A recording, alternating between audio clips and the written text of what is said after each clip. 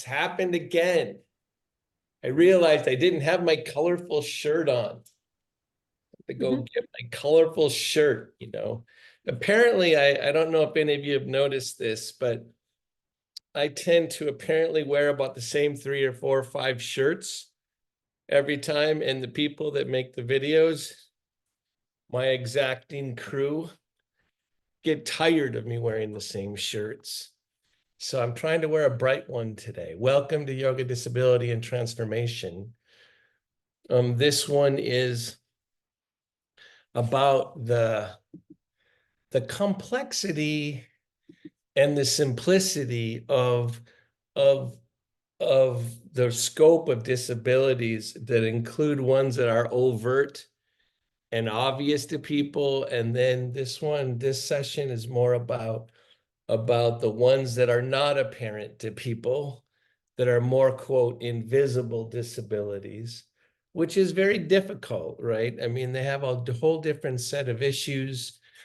And yet at the same time, it's also the case that anyone that lives with a disability also has a whole, I mean, what people see and even friends and family see, but especially what the culture sees is only the top of the iceberg.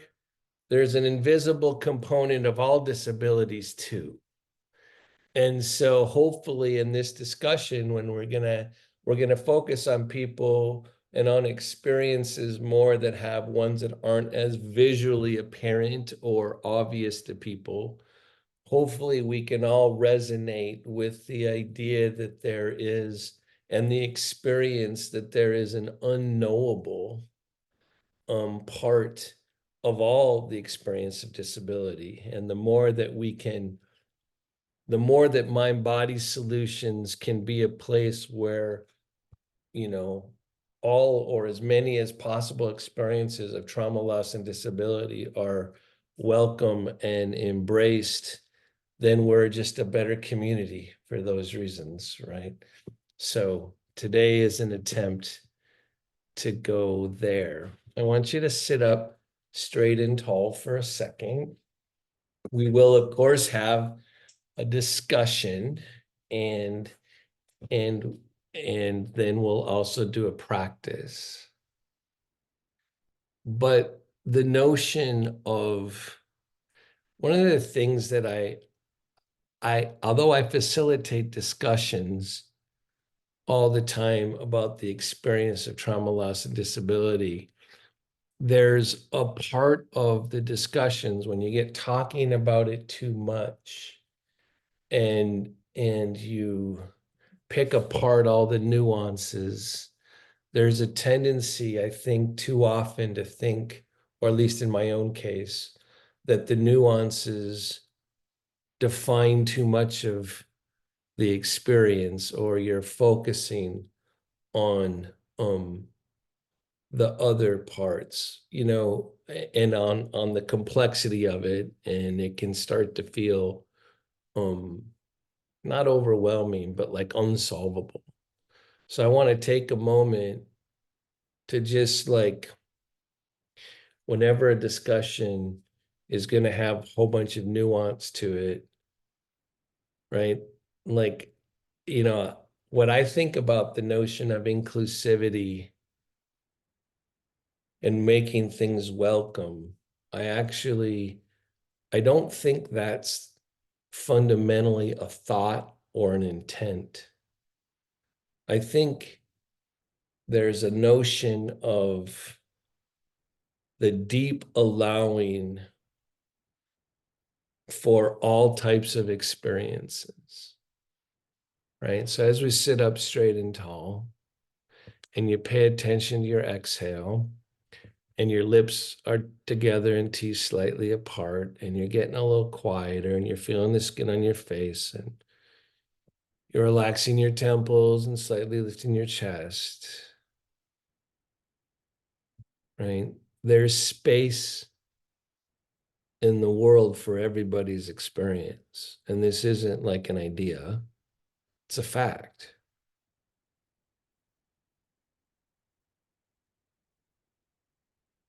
I don't like, some of you know, I don't like the idea that you hold space for other people. I don't think anyone holds space. I think the universe already has space, right? And that all experiences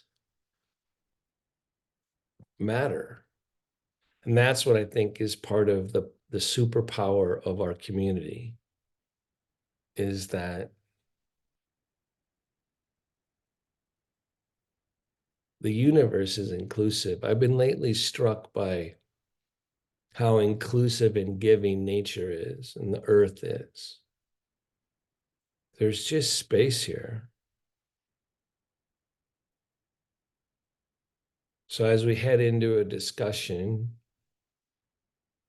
I want our nervous systems to acknowledge, right? Like our group does really well, that every experience is to be acknowledged and respected, and people shouldn't have to fight to be heard. That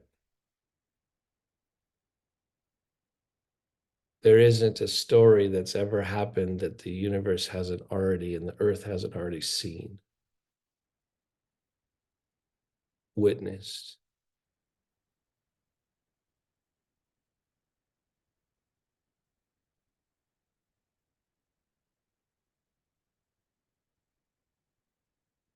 And as you prepare to head into a discussion, lift your chest. I hope that you feel empowered to share your thoughts, whether it's in the chat or a comment in the thing, because this conversation will depend on all of us.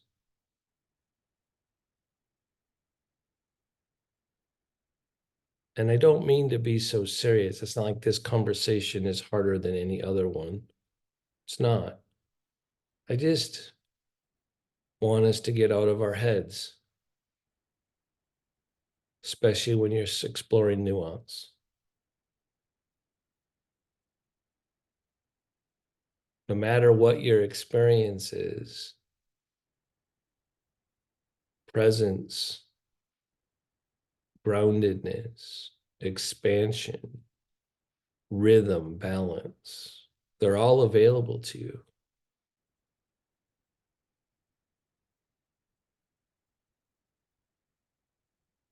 Good. And then release. One of the things that I find is a little bit, um, the word's not sad, but is a little bit difficult, or not sad. I don't know. When I watch someone with a disability have to to work for or clamor to be acknowledged, regardless of if it's visible or invisible type of an experience. I'm always feeling like, no, you don't have to clamor for it. Like you already take up this space, your experience is already valid, right? And while it would be nice to be acknowledged more, that what I always want there to be a deep knowing, and this is one of the things that I hope it's in our community's DNA. There's a deep knowing that as we try to raise the voice of disability with our group, that we don't have to convince anyone of anything,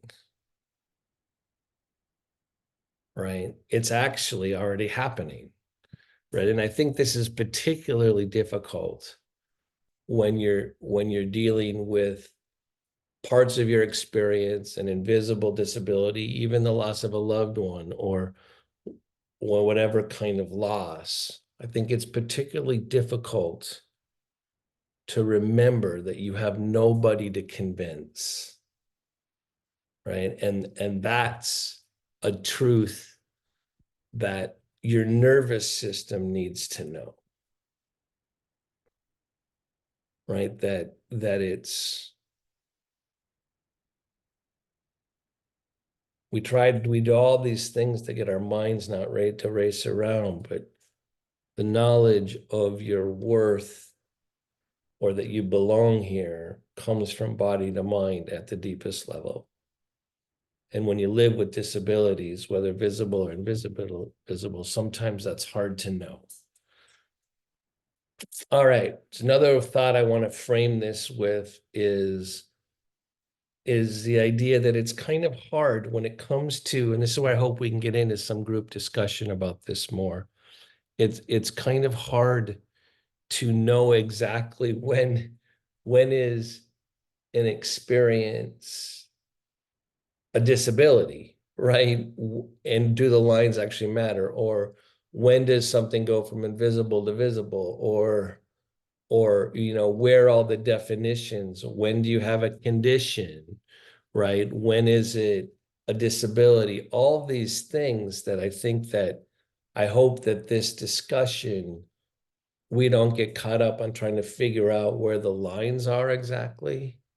Um, and and because I'm not exactly sure, especially as we try to open the tent to, mental health conditions, not just our tent, but in general in our culture.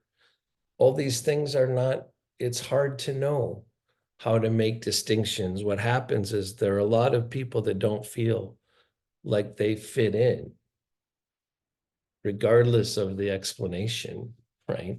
That the normal patterns of our society, right, don't work very well, right? Like in a way, I was just in Boston and at a conference and being around, older buildings and stuff, there's gorgeous stuff, most of which I couldn't access, right? A lot of the brownstones was in a part of right off of downtown. And so I was on one level made more acutely aware of where I don't get to go. And that part, people could see that, but they don't know the experience of that, of what that's like.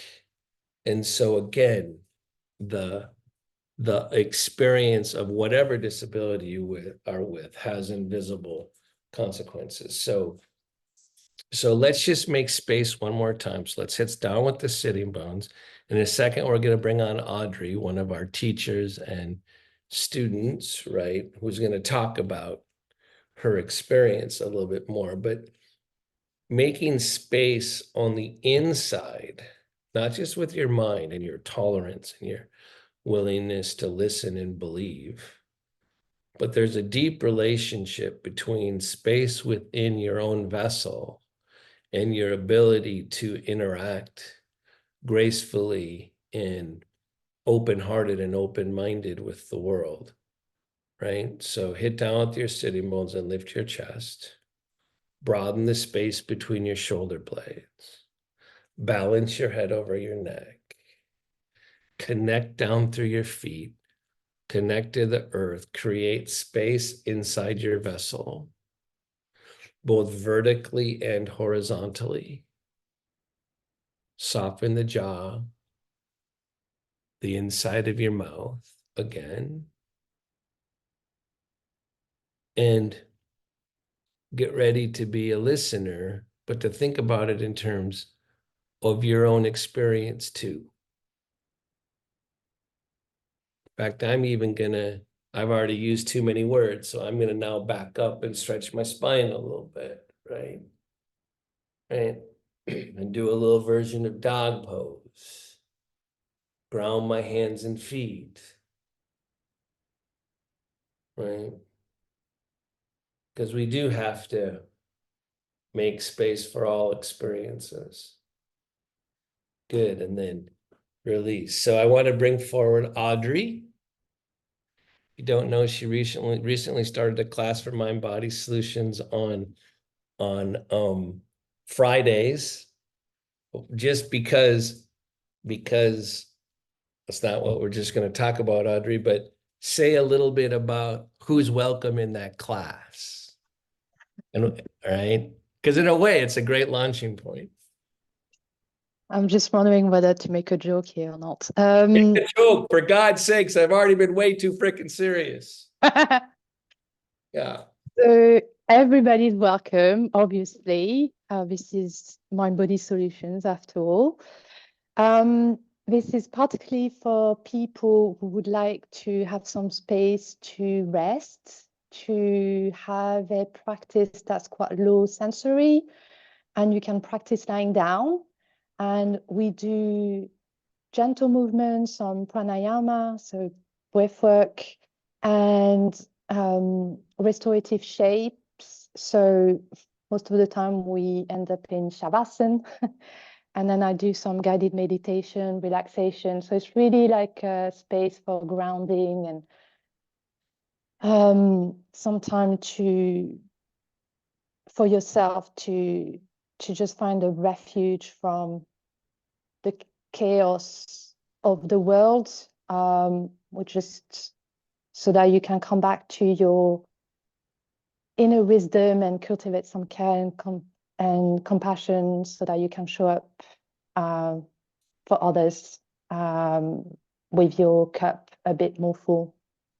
Yeah. And So, that's it in a nutshell. so Audrey and I met on Monday, and now, and we kind of had mapped out a discussion, which we're going to mostly do, but now I'm going to throw a course like I always do. I've already started a little curveball on this by asking her to talk about her class. But I'm curious, Audrey, given what is going to, the story is going to reveal about the type of things that you live with and Mhm. conditions and diagnoses, before we get to that, what draws you to teaching a class that is a respite from the chaos? I'm using your words, like, and the Mm. training. Like, you're trying to help create you offered, you came to us and said, we were ready to add a class, and so we're ready for it, but you said, I want to offer a class that's low sensory, that is not just welcome to everyone. But what draws you to want to, like, teach that class? So I haven't been teaching for that long, just a couple of years, but I've been practicing for mm, 17 to 18 years. And what I found with my own experience of disability, illness, neurodivergence, all of that is that I really appreciate a space where I can find some rest and just be guided as well. Just not always be in the driver's seat and to have that, to have someone also who tells me that it's okay to allow the experience to happen and to have the emotions happening and to to exist with the pain and the discomfort and the anxiety and all of that, but just to hopefully find a way to exist with all of this and access some rest, some grounding, some joy, some care, some compassion as well. So it's a lot of words, but Yeah. basically it's the place for to relax, which is really hard. I am not a relaxed person. I am not a chilled person. I might be a Taurus sun, but trust me, this is really, really, really tough for me to find. I live with chronic pain, chronic fatigue, a lot of symptoms that are there 24/7. And so my own experience was that restorative yoga, pranayama, guided meditation, body scans, all of this where the places where I could find a little bit of that. So I really wanted to offer that as well. That's something I'm really passionate about and that I've been told I'm good at. So let's go with what I'm good at. Yeah. And also, like everyone, you always are teaching what you're seeking to learn, right? Yes. And you Mm. want to support other people in finding that thing. The other thing is we should get a little like signposts about you Uh-huh. live in France, you grew up in a lot of time in England. That's why your English, you're so articulate in English. But also right now you happen to be house sitting in Germany. So basically we have quite a European traveler here, right? Or It's whatever. not that far. Well, I know in the last whatever amount of time, I haven't lived my life in three different countries. So like for some of us, right, it's Mm. a bit different. So that is a good thing. All right. So getting back into a little bit of it of what's going on. So a lot of your situation, like you can stand up, right, and move around and walk around. So like when it comes Yes. to your gait, when it comes to stuff, right? Would I, if I saw you walking down the street, would I have any idea of the treasure trove that that travels on the inside of Audrey? Um, obviously, you would think, what an amazing person over there. Totally. Um, no, you wouldn't know I was disabled, unless I happened to be on a really high pain day, but on those days I tend to stay at home because that's when I really wobble and don't walk really well. But no, you wouldn't know. You would have Yeah, no and you idea. have days like that where you have trouble walking. I every day, but there are days that are more difficult than others where um I could fall.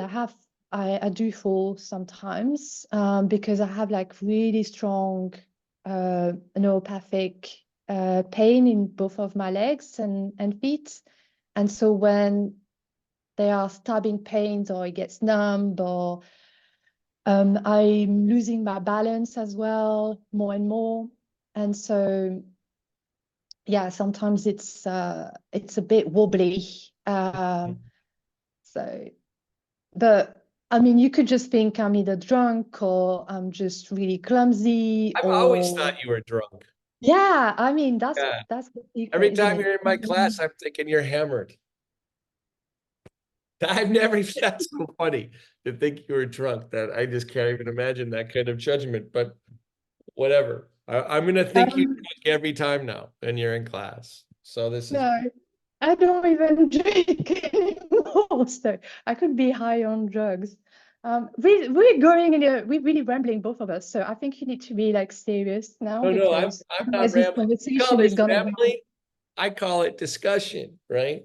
All right. So let's go through some of the list of things that Mm, although people wouldn't see, you yeah.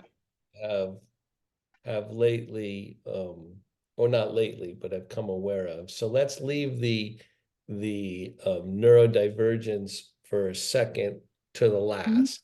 Okay. Okay. So what are some of the other things? You know, labels are powerful because they help acknowledge, but they also like then become can create their own reality too. It's one of Mhm. those things. So give me some of the ones that you have quite a list. The diagnosis, Yeah. the Yeah. illnesses, yeah. So the first one is migraine that I've had since I was a teenager. And then in my early 30s, I developed ME/CFS. And Say then, say what that stands for. oh God, The word, well, myalgic encephalopathy. I can't even say it a because dumb word that sounds it's very so important. hard. Yeah, yeah. So It's so tell us hard. what that is. It's basically a lot of people know it as chronic fatigue syndrome, but it's actually it's a very complex neuroimmune illness. There's a variety of symptoms that range from chronic fatigue to chronic pain, brain fog. Uh, it, it's huge. Like I can give some more information Yeah, afterwards yeah, if for people sure. wish. Links and stuff. And one of the thing about ME is that um, diagnosis is very difficult, and the severity can range from mild to very severe. So mild would be the limitations in your daily life are quite, you could pretty much work full time, but you would have to rest quite a lot. To very severe when you are bedbound and in a dark room and no social interaction and very, very little space to actually be. You basically surviving. So it's a very complex illness to live with, and you can move from mild to very severe quite easily if you one of the things to avoid is what's called PEM, which is post-exertional malaise. And basically it's a crash. So you just like have a massive increase of your symptoms, and it can be like just a few hours to a few days to months to permanent. So I have that. Mine is moderate. So my limitations is still not quite easy to live with, but it's not visible. I can get out of the house. I can work a few hours per week, can do a few things. And then another illness I have is small fibers neuropathy. So that's another neurological condition. And that's the main symptom here is chronic neuropathic pain. It mostly impacts the peripheric nervous system. Yeah. And then I That have a makes bunch you, of other stuff. is that, I know for sure, is that the small fiber neuropathy part of what makes you wobble sometimes too? And how Yeah. does it intersect with chronic fatigue? It must intersect too, because if you're, well, we're losing her No, inner. I'm here. It's just Okay. my webcam is funny sometimes. Okay, Sorry. so that I've got to imagine if you have neuropathy on the small fibers of your nerves, right, that there's going to be some physical effect to that. There's going to be some fatiguing effect to that. So Yeah. they all kind of intersect, right, is Yeah. what I'm hearing. And then lately, not too long ago, and then we're finally to the A word, right? The more recent, 4 years ago, you were diagnosed with autism, right? And that was a surprisingly wonderful relief, Yeah. right? So I want to try to like unpack how a diagnosis of autism turned out to be Mm. a, a relief or an empowering thing. Yeah, because all the other stuff, they don't bring relief. I mean, getting a diagnosis is always a relief, because otherwise, until then, you live with that kind of uncertainty. Is it in my head? Is it real? What's happening? And you can't get any medical support, really. But it's never great to hear, oh, by the way, you have another chronic illness. Nobody goes yay at that. Uh, um, however, with autism, um, to me, it was an absolute joy, because suddenly, when I started researching it, I'm really aiming to understand what that was like. How did people live with it? What was the experience? How did they navigate the world with this? It clarified so many things in my life that I held shame, guilt, um, just weirdness about, so many things that really I was really struggling with sometimes. And it really brought some peace just to know that, oh, okay, it's autism. And now it brings me so much joy, because I've realized as well that a lot of people in my life, a lot of my friends are actually neurodivergent. We tend to gravitate towards each other without knowing or not. one of my best friends is neurodivergent, and she's known since she was a kid.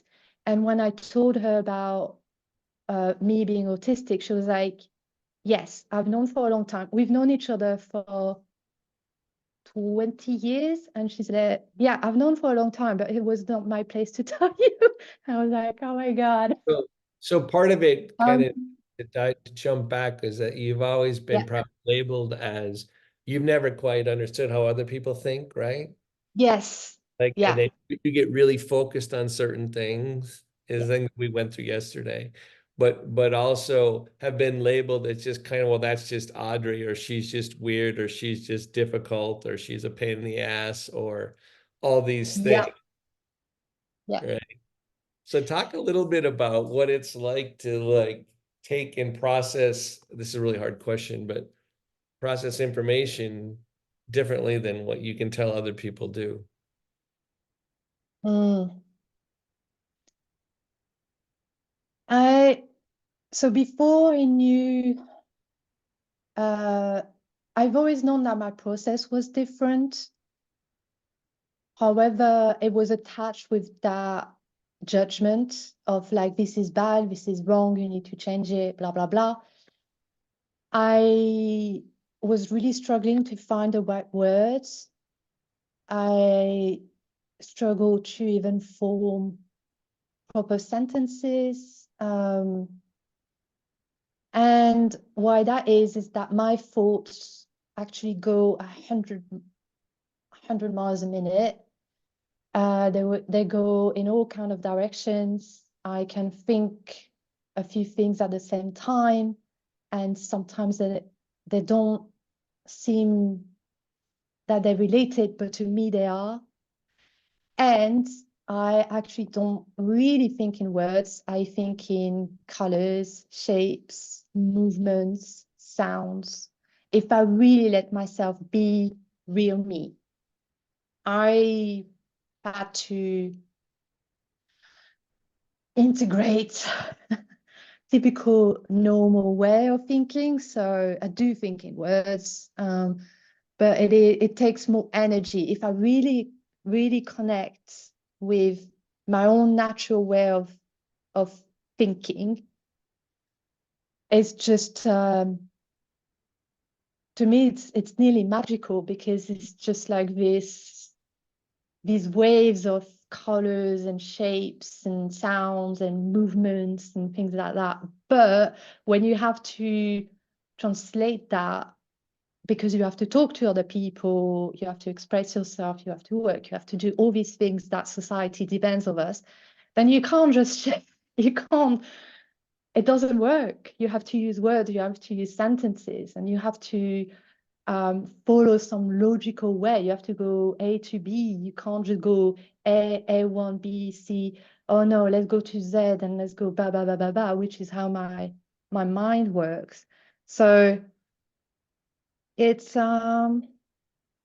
takes a lot of energy. Yeah, so That's you why a lot of people with neurodivergence have got brain fog, burnout, fatigue, yeah. all these things. So in order to Yeah. interact with people, you've had to basically wear an uncomfortable sweater that itches a little bit, right? Yeah. Yeah, kind of. Yeah, and there's benefits to those sweaters, they help you interact. Okay, so the I want to kind of now switch to the invisible. So you've got this, story going on that's the treasure trove that actually goes on behind Audrey's eyes and in her body, right? Which is not all treasures are great, right? They're hard.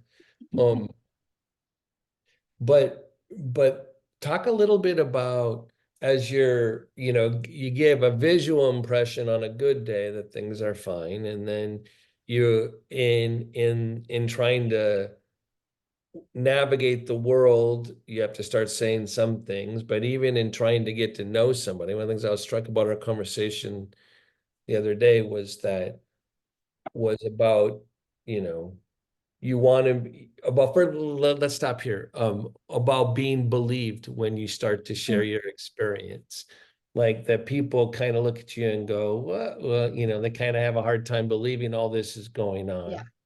what do you do with that? How do you navigate that sensation? Oh, as a sensation, not very well. Um, yeah, I think, um, what could I say? Because I think when we talked on Monday, I told you like we could explore this through so many lenses. There's so many things to talk about. I think a lot of people um, are on their own journey in some ways with illness and disability, and that's okay.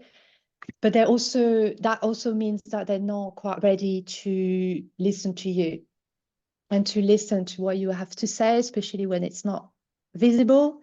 And that's when actually a diagnosis is a huge privilege, because you can actually say, you know, I've got a full medical team that have said I've got this. Who are you to tell me this isn't happening? Right. But there's a huge thing about when you are talking about um, your experiences, to find the words that may make sense to them. If I say I've got small fibers neuropathy, nobody knows what it is. It's really rare. Whereas if I say, well, basically, I'm in pain and I'm tired 24/7, I wake up Then on they say Friday. things like, well, so am I, right? Yeah. Oh my God. Well, that just sounds like you're getting older to me, right? I mean, that's what, That is, oh, the number of things that you hear, yeah, like, oh, you young, um, you should you should enjoy it while you're young. I'm like, what is that? Whatever does that mean? It one yeah, First of all, I'm not that young anymore. Um, but yeah, but it's just like it stops the conversation because it makes yeah, them uncomfortable, and also there's that whole idea of like, I want to help, but I don't know how. But instead of asking you, it goes into like this whole thing about like, I can't help you, I can't fix this. And so it just becomes about them more than about me, or whoever is talking about the experience. And it's just it's a real practice and a real process that I had to go through, and so many of us have had to do, that you grow up very fast and you learn who you can trust, who is there to support you fully or partly, if they have some good skills that you can right. use, having a car. um, but it also, something that I've had to learn is, and I've said earlier, that it's not about me, it's about them. And I Yeah, can say the information, but if they're not ready to listen, I'm not going to waste more of my time and my precious, precious energy right. to dedicate someone who's not ready to listen. They're on their own path, Yep. uh, and they'll be, their work is there for them to do. Um, Someone else called Lamarode Owens said that much better than me, about that kind of work. But it's something that really resonated with me when I read his book.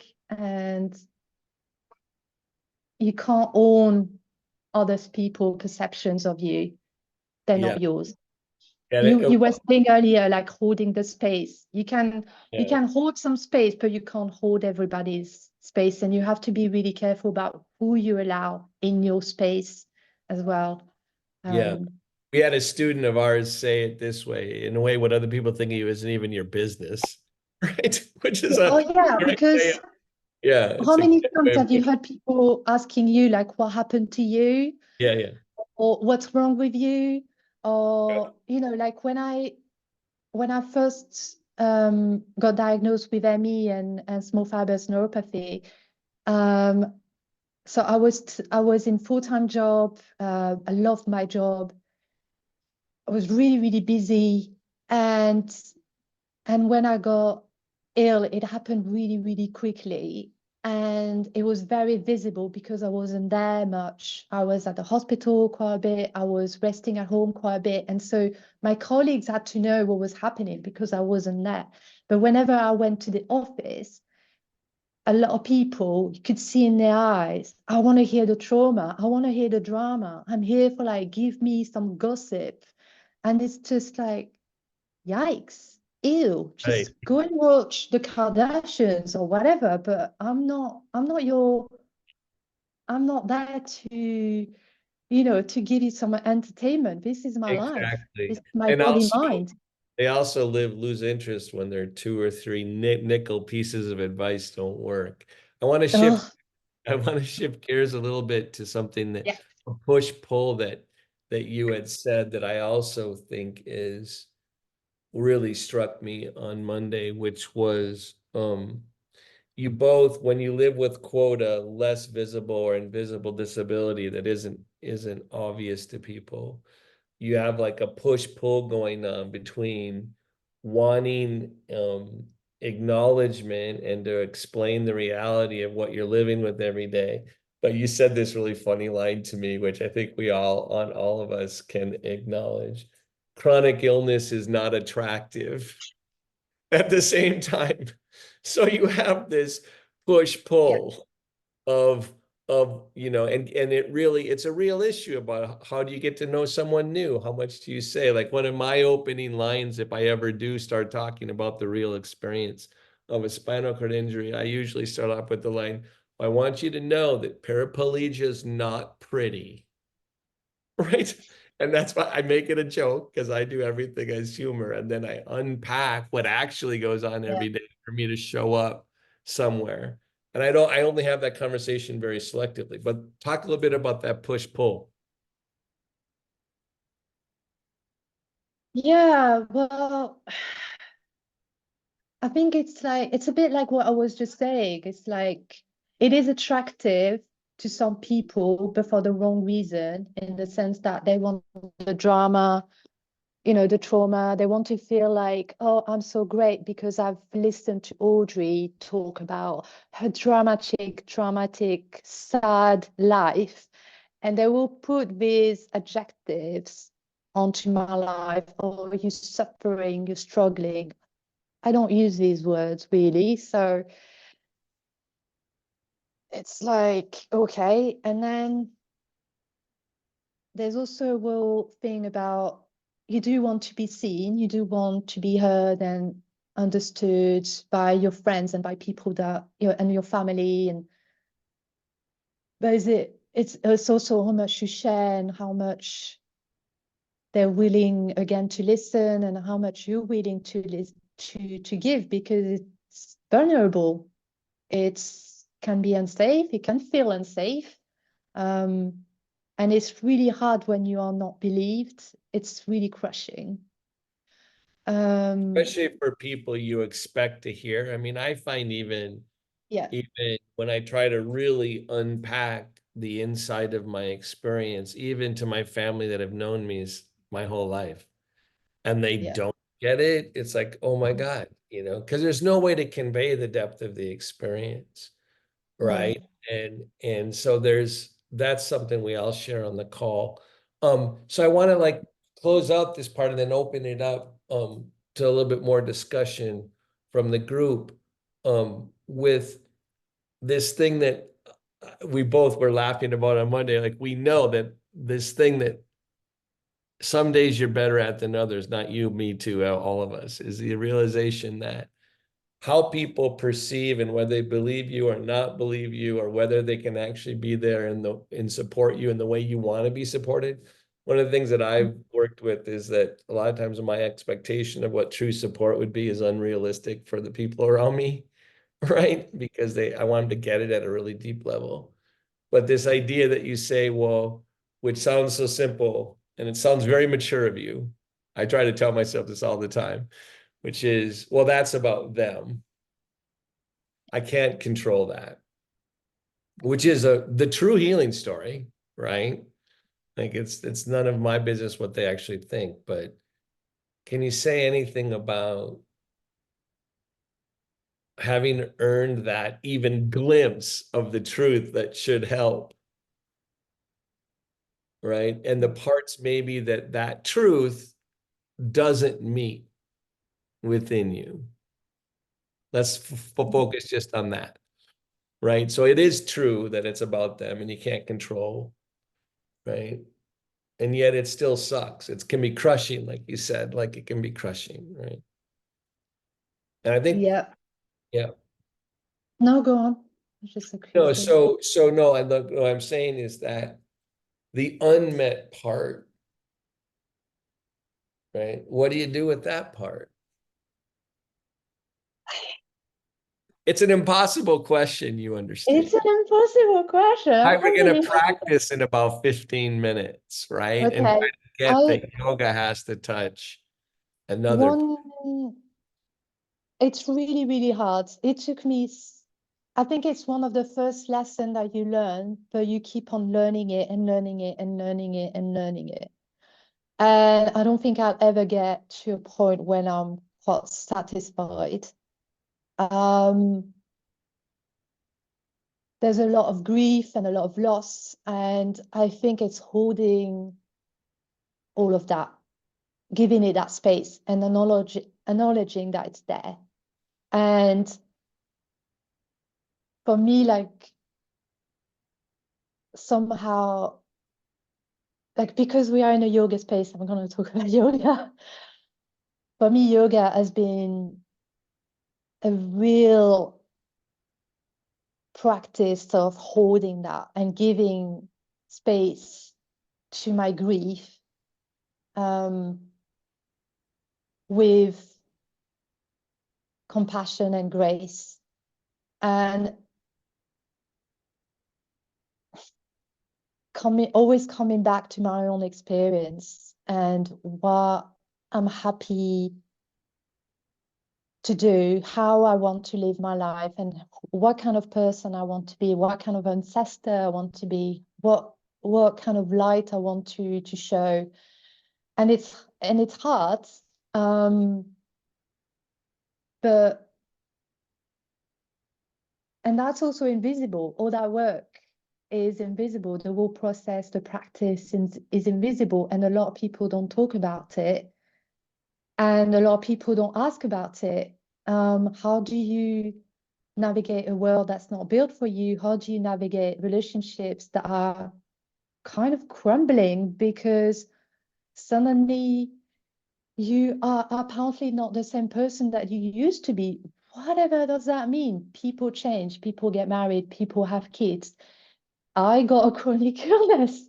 That's not great. I would have probably preferred to have a kid, but it's how do you navigate that change and how do you turn it hopefully into something that you can live with and find joy, wonder and delight in life. And for me, yoga has been a lifeline to me because it brought me community, brought me some clarity, it brought me um, a return to my body, my nature, my true nature. It told me that I'm whole no matter what, that I'm not defective, that I'm not broken, that there is nothing to be fixed. And so that is me. And if other people cannot see this, then that's when that's on them. Because my intention is mostly to be happy, to be joyful. Um, it's not to be healed, like it's not to be fixed, rather. Um, sometimes a lot of people, like every New Year when people say, like in France, we say Happy New Year, good health, good wishes. And I'm like, I don't want good health. I want to be happy. You can be super healthy and unhappy. And that's something I've learned with yoga, that you Yeah. can be whole and be unhealthy. You can be whole and be disabled. You can be whole and be neurodivergent. Doesn't matter. Um, you said earlier, the earth has witnessed every experience. So I Right. love that. Like, I think that's absolutely true. And So let's be open to this. one of the things that, you listed some things off last time, you just said them all, but like yoga's allowed you to take time with your body. It's helped with Yeah. the chronic pain. Neuropathy can feel really heavy and make you feel really angry, and yoga somehow allows you to still access the joy underneath, the Yeah. authenticness of your own experience, right? Like all these things are the things in which this is part of what we're trying to get across at MBS is that this is how yoga and hopefully our community too supports the experience of visible and invisible disability is that there's you had said some things about the MBS community, it happens in real time, which by the way, I think matters even though we're on Zoom. I think there's really, I find there be to watch a video is not the same as to be live on screen with somebody. This is one Yeah. of the things that is really important to me that there's authentic sharing in our group, you Yes, know, right? definitely. Laughter and jokes, don't have to prove anything. All these things, right, that are actually precious. It reminds me of something that um, Kevin Kling says about the word belonging. We got to Mhm. open it up to people is that there's a quality, and this hopefully happens in community, is that belonging, hopefully something you get in community, but it's a combination of the sensations of being authentically who you are, Mhm. but at the same time longing, right? But you don't, the community doesn't solve the longing, it shares the longing. So like there's a belonging that happens when you come here, makes you feel a Mhm. little less alone, but it doesn't change that disability still sucks, whether it's Mhm. invisible or invisible, right? The experience is very complicated. Yeah. And, and I the think I agree. I think a lot of people still think in binaries of as if disabled is on the spectrum of this is bad and then all the way over there is good. Whereas actually you can be angry and also have that space for joy. And you can be in community and feel alone, like a lot of people.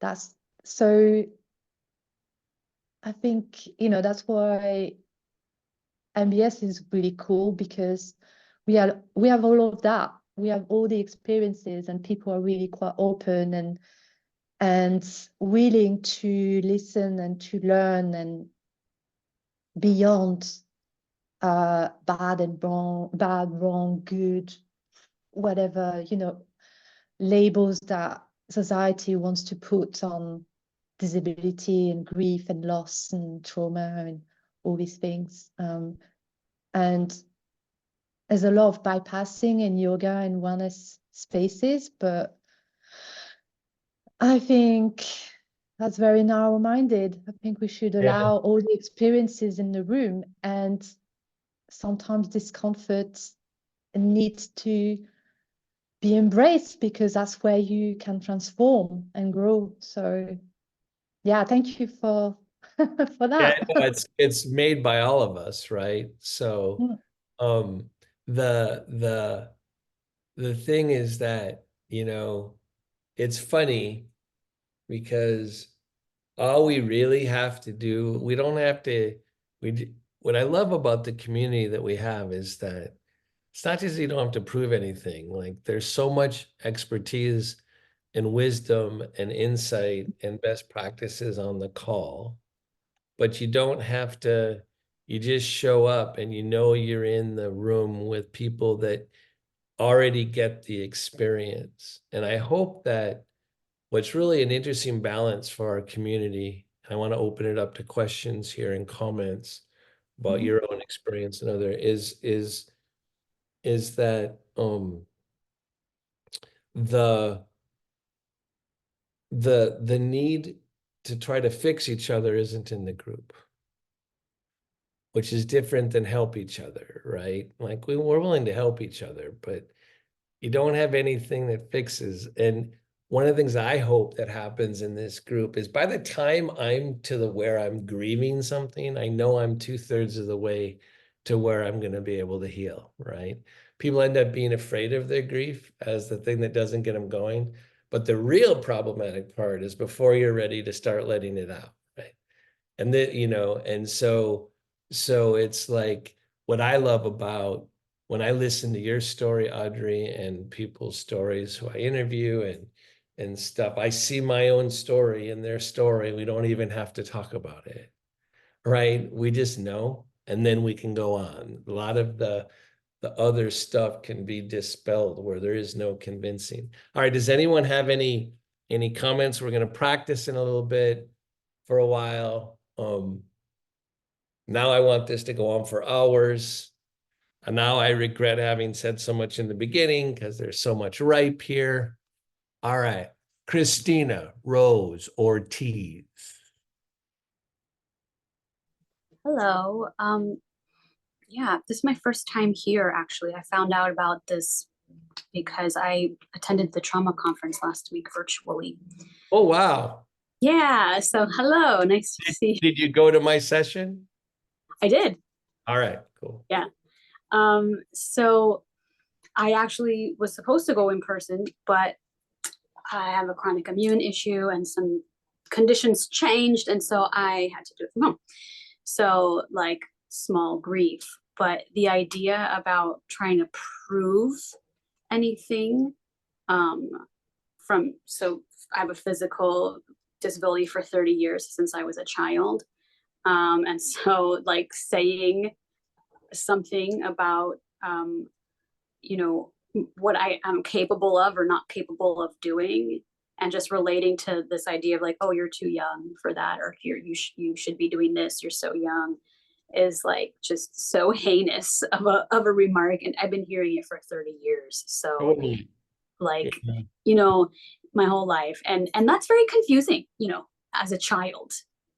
Now I'm like, okay, well, you know what, whatever, you people.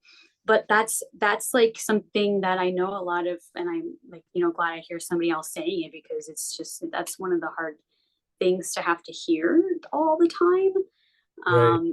Yeah, especially during the times when it is more invisible, um, versus the times when it's really visible, and then you feel more credible about it. Or I feel more credible about it when my stuff becomes more up, like, Totally. blatant, apparent. Normalized a little bit. Yeah. Yeah. So yeah, so just connecting on that point, and like, I think, you know this idea of like not having to prove something, like, has come up a lot, and it's like just so timely hearing it right here, just like something happening just even this past week. And also the idea about the label of diagnoses, where it's like, I just say I have an autoimmune disorder, and I leave it vague until maybe somebody who's close enough might ask. And the reason why is because if I say I have RA, like, an idea is going to come like, oh, you have arthritis. Like, this has affected every single system of my body. Like, this is not contained in one system. It affects every aspect of your life. And so that's why I Totally. think the labels Yeah. can be helpful, but also disservicing what your actual experience is. So yeah, just kind of resonating with the discussion and comments that Audrey you Well, shared. I hope you keep stepping in, come to classes, and what's remarkable about our community actually even more emerges over time when you start hanging out and chatting with people too. All right, Rebecca, your hand's up. Hi, everyone. I'm Rebecca. It's so nice to be here. This is amazing. I first heard of you, Matthew, when I was doing my teacher training years I don't know, like revisit here and there, and I've been in such a couple weeks with health stuff. I have, as a result of endometriosis, I have a permanent ostomy, and now I have a feeding tube. And I'm dealing with sort of complication that's been flaring up. You know, I have some other circles that I belong to for, you know, other reasons. But like, I'm just finding so much, like other people share, people like you and the other spiritual Unfortunately, your sound is that within like the ableism framework, you know, just get lost. I also have,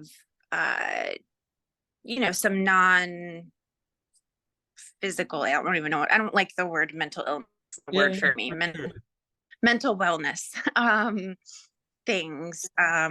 And so it's just really awesome to, you know, find you guys. I've been putting stuff in the chat. People are telling me, you know, some other things. This is the first day that I'm not crying all day, and I'm not a crier. So yeah. So the other good thing is that keep coming to our class and stuff, because that kind of, so unfortunately, Gail, your audio or Rebecca, your audio is cutting up so bad it's hard for us to get what you're saying. So just know, open that's arms okay. That's are all. waiting for you to come. Thank you. Right? Yeah. Keep coming in, and we'll keep giving back, because that's what this community does. Gail Wright, you're up next. Yeah, hi. I just wanted to say how I appreciate the conversations, the topics, Matthew, that you offer, and getting people to speak about their experience like Audrey just did. And I just feel like there's so much that's alive in the conversation. I know for me, even when I come to the MBS gatherings, I'm kind of like, do I belong? Do I not belong? And it's because of the disability being invisible. And so it's like, oh, let me just sit with my camera off and go in the backdrop and like not speak up. And so it is interesting, this whole issue of visible versus invisible. And I also love what Audrey said about, gosh, all the work that we do that's maybe invisible to others, where we're the ones that are sitting with the grief of perhaps how other people respond to our diagnosis, to our symptoms, to how we're functioning during the day, and whether or not they believe it or not believe it, or support or not support.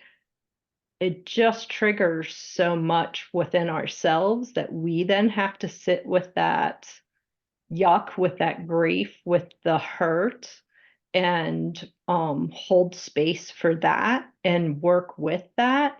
And I love what you said, Matthew, that when you get to the point of grief, you're like, oh, I'm 2/3 of the way there. Because I feel like it's hard enough to identify those uncomfortable emotions, but then once we identify them, we can work with them. And I think what's so helpful is having a community and bringing in the sense of common humanity, where it's like, oh, everybody suffers, and maybe they suffer in various ways, but as a human, everybody suffers. And having a community where there is this sense of inclusivity. And when you ask the question, Matthew, about like, well, how do you deal with it when other people, you know, don't meet your needs? Maybe I'm pessimistic or setting a low bar so that I'm happily surprised when people do meet my needs. But I feel like I kind of keep that bar pretty low. Yeah, that's a good strategy. And I look at it as, well, this is part of my work too.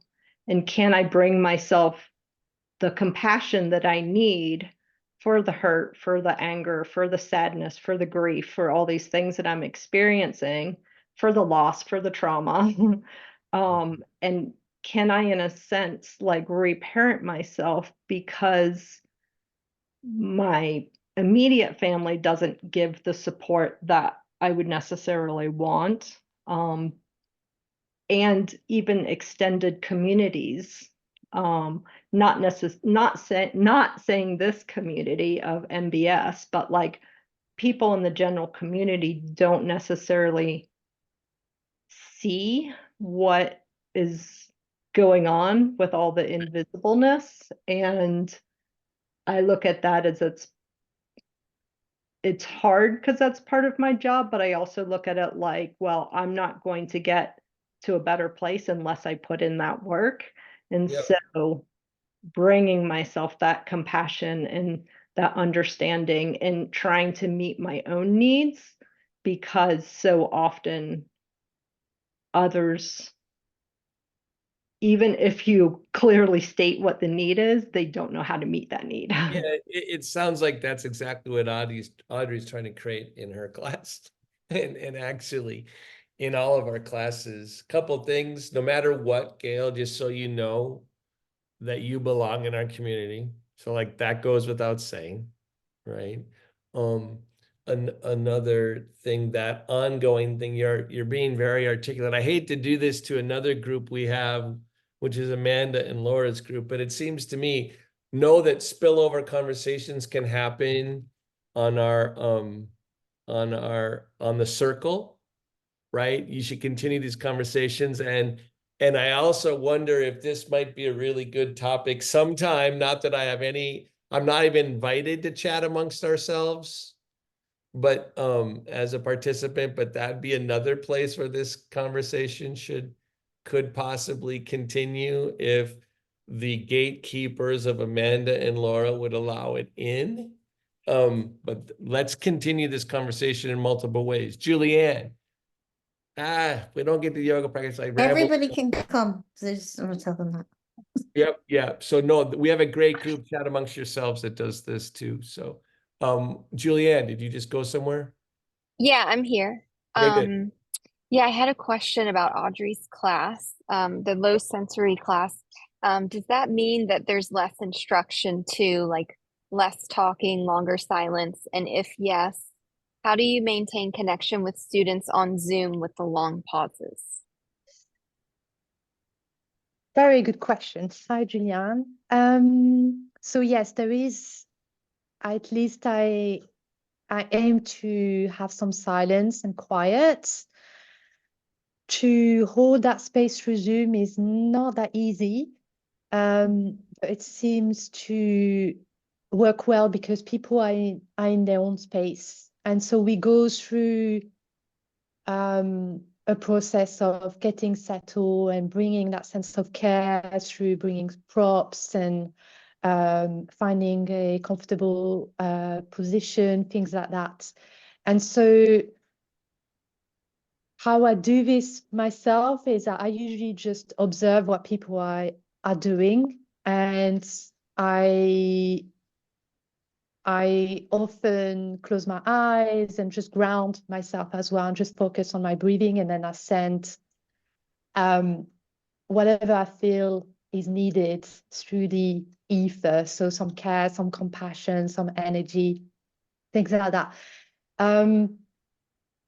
So yeah, and I hope that it's supportive for folks, and it's their own version of quiet and stillness that they practice. So whatever is your own experience is absolutely fine, and I will offer some guidance on how to find even more comfort and rest. It doesn't really make a lot of sense to explain. I find I have to come experience it for myself. Yeah, I think if what you it come, is. like I can hear myself, Yeah. and I think this doesn't make it. Yeah, I'm not sure if this makes but sense. this is what's so great about our community, right? Is that, I mean, by the way, for long silences and not too many words, you should never come to my class. No, this There's- is why my there's class a lot of exists. words It's and a an lot of antidote to interruptions. Matt's class. Yeah. So you want to go through the whole spectrum of it, but what's so great even in the silences is if in our community, the class holds together because the students in the class get what's happening too. Mhm. And it holds together. So part of that is created by the fabric of our community in each class. And so that part of helps with the silences. We need to Yes. keep going on. And now everyone's going to come to your class. By the way, I don't want to just highlight Audrey's class because they're all good, damn it. We're all different in our own way. Oh Okay. yeah. Mine isn't better than the others. So we lost Absolutely one not. hand off the screen. Danielle, I think you're next, but then who was the one that was just up there? Melinda, I Melinda, think. okay. Danielle. All right. What's going on? Am I okay? Hi. Sorry. I love this conversation, and I wanted to comment that, like, I'm still. Like what? Oh, she froze at the moment. Come on What? back. Am We're good. I We're good. Keep okay? going. Like, I feel like I belong, like, through the shared experience of not really Mhm. belonging anywhere else, but Exactly. like, it, it, I'm an odd bit of an oddball in that, like, I don't know if I can ever have like true silence, because even when there's no instruction going on, there's a constant cycle of I'll because I've been practicing in the Iyengar method for since 2016. So like I always have my teacher's voices saying, press through the heel, press through the heel again. And Exactly. that's always constantly going in my head. I'm like, even when they say restorative, I'm like always trying to stay active, and because it helps to lift the chest. And but like recently in my home practice, I've been exploring with like fewer poses rather than more, Yeah. and trying to just um like get the connection stronger through the feet and to help lift the spine up. All Like the those thing I things. talk, yeah, I That's part focus of on keeping your instructors in your head is actually a curse and a blessing, right? It's both. It goes bad. yeah. And Awesome. so like I like I don't know, I like I don't like to just like lay on bolsters. I mean, I of course Setu is amazing, but like I like to be active, but I can't, like there's a lot of stiffness. I can't like Exactly. throwing myself into like flowy classes. It's like trying to push myself in like a round peg as a square, a Yeah, round hole as a square peg. exactly. But Good. like if I could just focus on two or three, That's yeah. exactly. It's a good way to route your own I don't. practice. I don't So I the have a movie. question about the class later. I just Okay. Yep. That'd be great. Belinda, do you want to pop in, or who is the one that came down? And then we should get to a little bit of practice because I do want to say some other things with more words, more words, more words, words, words. No, go ahead and practice. What? What? There she is, trying to recuse herself from sharing wisdom. Way to go, Melinda. All right. One of the ways that, it's not just that everyone's experience with whatever level of issue, condition, disability is valid. It's that the question itself as to what would be questioning whether it was valid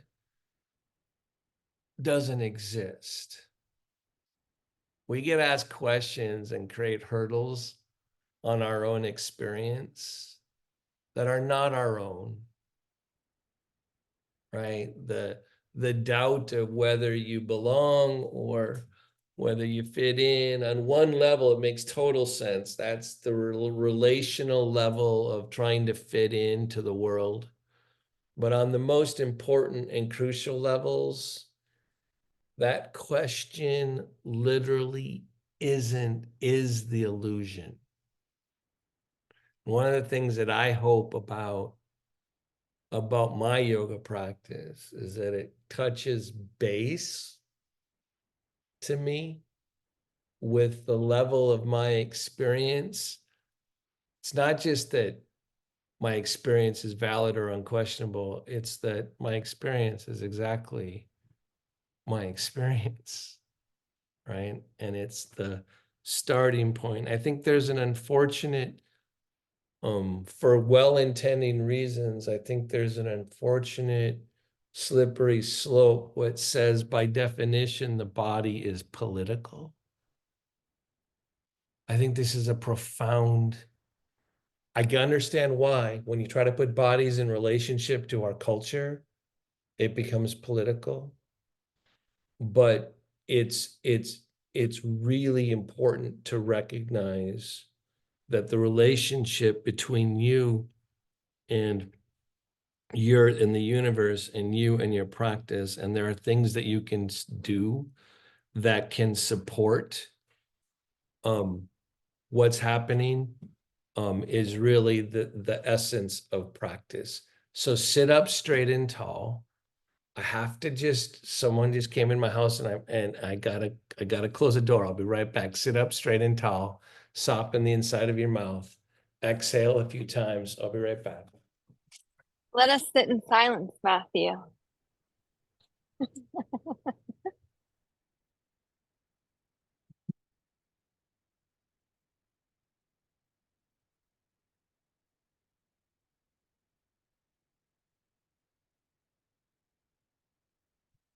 I would say, aren't you clever? It is the case, right?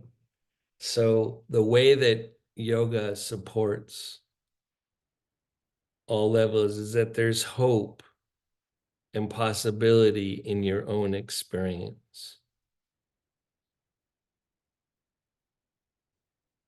You can affect and change the fundamental flow between you and the universe. It'll support whatever your experience is. The universe is a giver. So and that's just what a lucky thing we imbibe, right? The universe gives. This isn't a thought. It's a sensation. I have all these places in me where I suffer. For sure. So as I exhale and start the dynamic movement of being alive, that is my birthright. I press down through my sitting bones, lift my chest. Lift up my lower abdomen up. Extend from my inner groin to my inner knee down to my inner heel.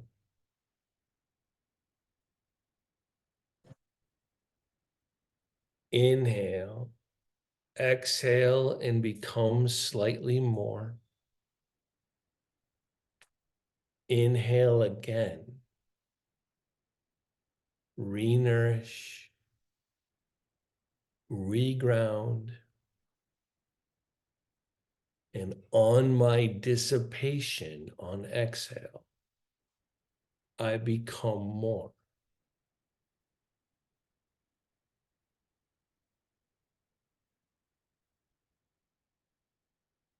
There is a debt, that's a strong word, that we owe as we take from the universe on inhalation. Isn't it wonderful that you have to give it back on exhalation? I think there's a contract between the inhalation and the exhalation. You owe it back.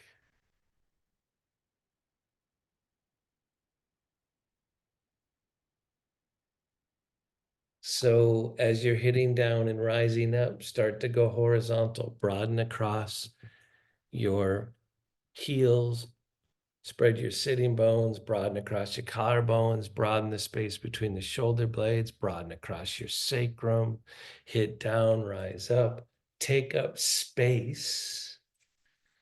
You have nothing to claim here. You need to honor the universe, right?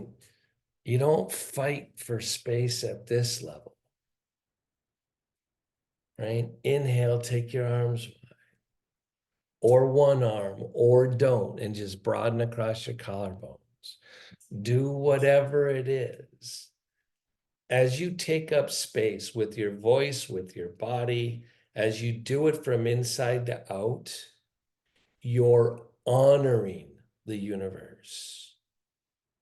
You're not taking. And then take your arms down. Inhale, take one arm up, down towards the earth, up towards the sky, drop the shoulder blade down towards the earth, extend up beyond the fingertips, hit your sitting bones, press through the heels, take up space. Your alignment actually can improve your experience if you want it to. Inhale, on an exhalation, cut across. We're putting the spine in a little bit of tension, right? We're going to start to twist it, take the other arm behind you, right? So we're putting it in a little bit of a tension. Why? So I can project life back into the world. Inhale, lift up. Exhale, revolve. Drop the shoulder blades down. Make sure as you twist, you don't steal from the earth. Make sure you're not losing connection to the sky. Lift under the collarbone, spread the space between the shoulder blades. Honor the universe with your effort. And then exhale back. Nobody gets to take this from you. Inhale. I joke over the years, one of my favorite jokes is that I always felt yoga was kind of a little bit like MC Hammer, right? Asana, you can't touch what's happening on the inside of me in asana. Nobody gets to take this from me, no matter if they understand it or not. I'm hitting down, I'm rising up, I'm spreading. I'm moving and being dynamic from inside to out, not because I'm honoring what's here. Live into your life because you need to honor the gift of living. This isn't some touchy-feely thought. It's an obligation. Inhale, lift up, exhale, revolve. Good, and then come on back to center. I don't know about you, but I choose the days I'm going to fight the world for my space. I don't do it every freaking day. Some days I just practice yoga, right? I just feel stuff. I'm putting my hands on my table, right? I'm realizing the beautiful connection. And if you put it on your thighs, great, right? If you connect your bones more, great. But I'm putting my hands on my table because I'm wondering, I'm digging this incredible relationship between the space on my palms, right? And the space in the center of my chest. And the spreading across my sacrum and the inner dimension of my inner thighs and the pressing down through my inner heels and the fact that I'm encased with boundary by my body. And I live, I'm feeling, all of a sudden I'm getting tickled like a little kid because this is really fun. I get to lift my chest to the world outside of me.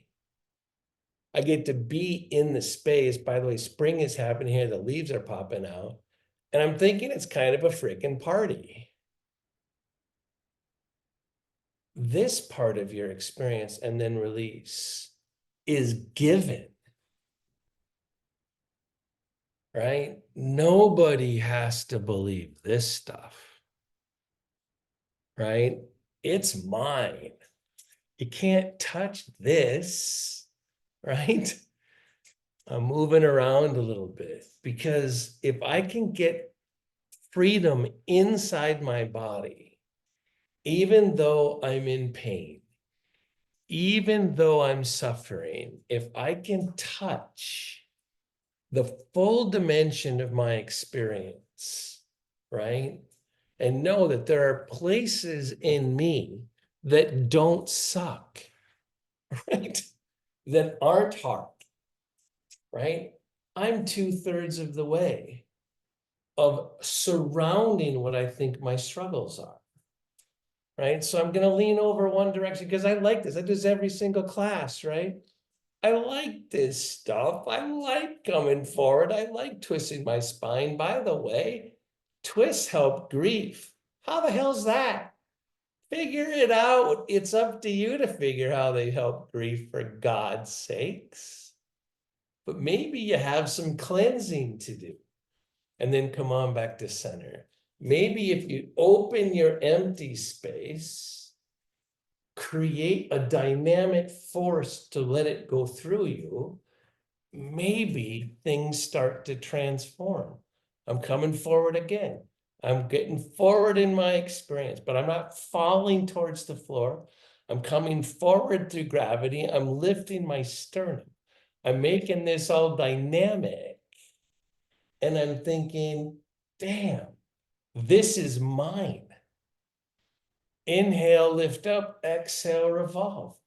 I love stuff like this. I teach this every week because I freaking love this.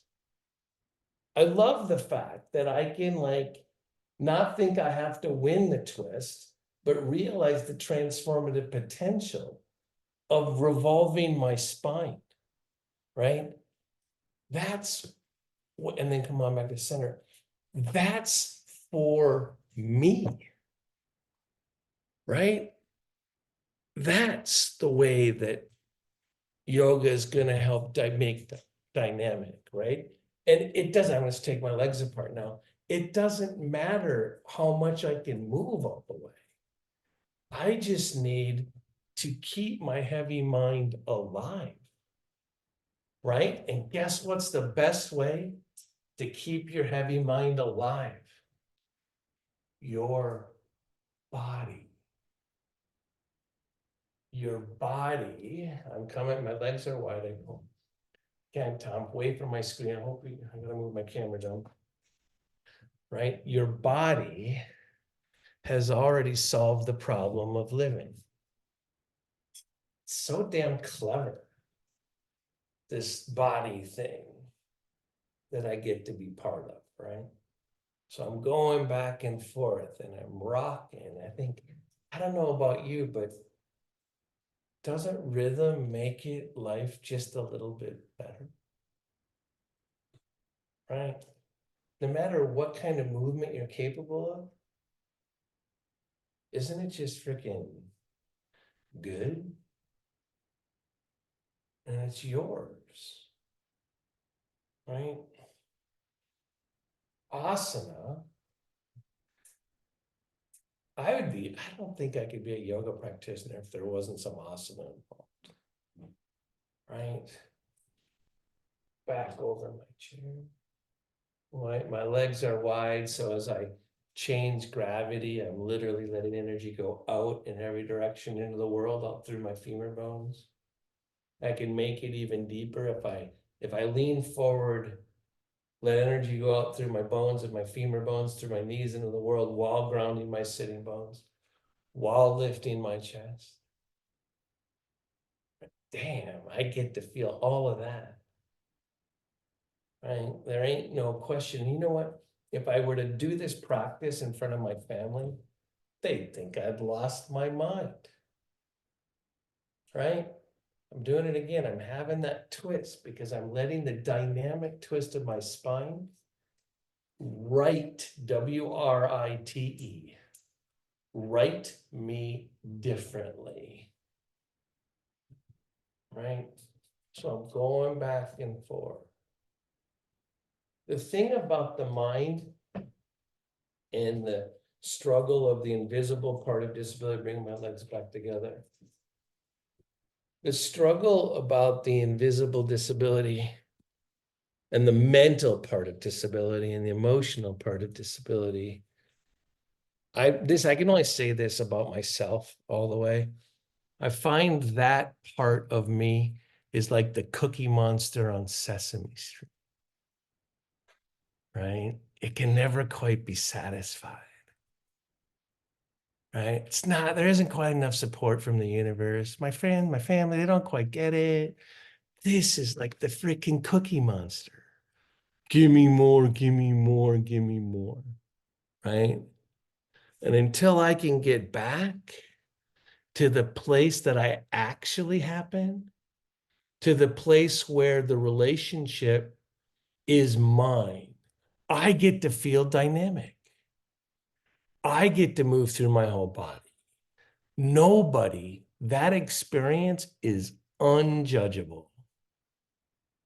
It's empowering. It's so simple, my mind forgets. My mind forgets where my bread is actually buttered, right?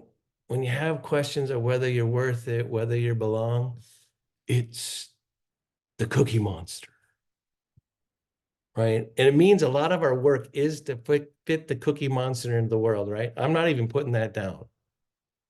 I'm saying you gotta live the Cookie Monster part too. But there ain't no solution to the uncertainty that this energy manifests. The solution is more in the spine. It's more in your life force. I want you to inhabit the space in which you occupy before the complexity of the relational world. And that's what yoga's for, right? Finding your own midline. Damn, it's powerful. It's the way. The rest can come later. And some days I'll choose it. Some days I won't. I probably need Audrey's class more than a lot of you. I probably need to just lay there and do frickin' nothing and let there be more silence. I have a lot of silence in my house though, so I'm good. All right, everybody. Anyone know the Click and Clack, the Tappet brothers? They used to be on National Public Radio. They'd always say at the end of the hour, you've wasted another good hour of your life. You're never getting it back, except you are through your asana. All right, everybody, have a good one. Live large, both invisibly and visibly. And know your body does both. Have a good day.